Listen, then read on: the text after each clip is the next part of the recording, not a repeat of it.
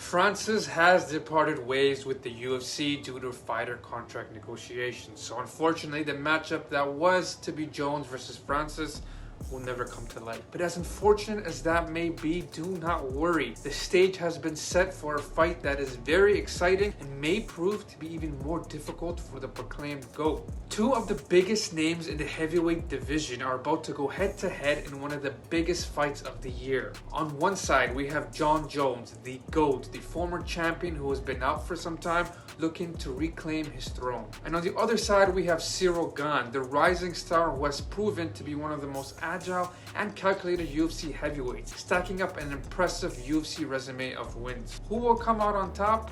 Let's take a closer look. Jon Jones is a veteran of the sport with a record of 26-1. He's a master of striking and grappling and has a reach of 84 inches. He's also a former champion and has a wealth of experience fighting at the highest of levels. Bones has basically beaten every legend you could think of and has been dominating the light heavyweight division till his break. He claimed the belt when he was only 23 years old, and in a general agreed consensus, he's considered the GOAT of the UFC. Ciryl Gane, on the other hand, is a rising star in the heavyweight division.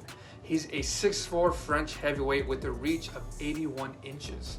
What's important is that he's about to face the toughest fight of his career. Gane may cause trouble for Jones with his striking style. He's very good at footwork and striking.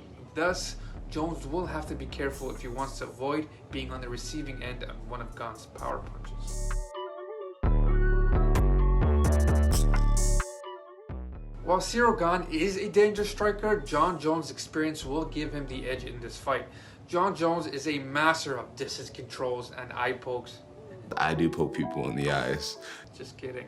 But he will use his reach to keep Gane at bay. He's also a very skilled wrestler and will look to take the fight to the ground if he sees the opportunity. Jones has proven time and time again that he can adapt to different styles, whether it's striking or grappling. He can always find a way to win. He's had notable wins over fighters such as Daniel Cormier, Alexander Gustafsson, Rashad Evans, the original gangster himself, Chael P. Sonnen, and many more. These wins showcase his ability to adapt and come out victorious. The man was drugged up on cocaine and partied before some of his fights. I beat you after a weekend of cocaine. And still managed to win. That ain't saying something, you know what I'm saying? Gane's lack of experience could be a factor in this fight, especially against someone as experienced as Jon Jones. But it's important to remember that Gane ain't no walk in the park either. For a heavyweight, he moves and acts like he belongs in a lighter division.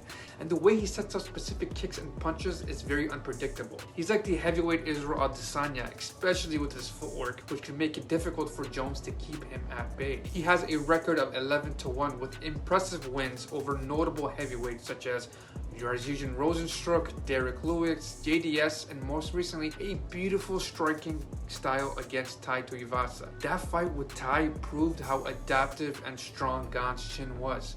Despite being knocked out by Tai, he put on an impressive masterclass of striking and fakes and ended up dominating the fight. In the end, my prediction is that it'll be Jon Jones who will come out victorious in this matchup. I don't think he'll try to mimic Ciryl Gane and beat him at his own game. Rather, we'll see a more calculated Jones who will utilize all his tools, especially in the wrestling. He has the skills, the experience, and versatility to beat Ciryl Gane and reclaim his place at the top of the heavyweight division. Either way, the stage is set, and this is going to be an exciting fight.